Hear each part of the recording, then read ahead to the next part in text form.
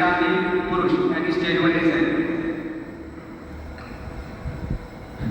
आदरणीय सर, विनोद sir, Gopal sir, त्यांची team आणि सर्व साधन बंधू, मी विनोद नरहरराव जोशी सेवानिवृत्त आहे.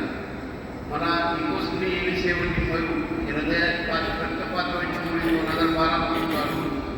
इथे आल्यानंतर मी 5 दिवसापासून ही गोळी बंद केलेली आहे आणि त्याचा मला कसलाही त्रास वाटत नाही. दुसरं शुगरची गोळी होती ती देखील मी झाल्यापासून बंद केलेली आहे आणि त्याही गोळीचा मला फायदा झाला आणि माझी शुगर कमी झालेली आहे.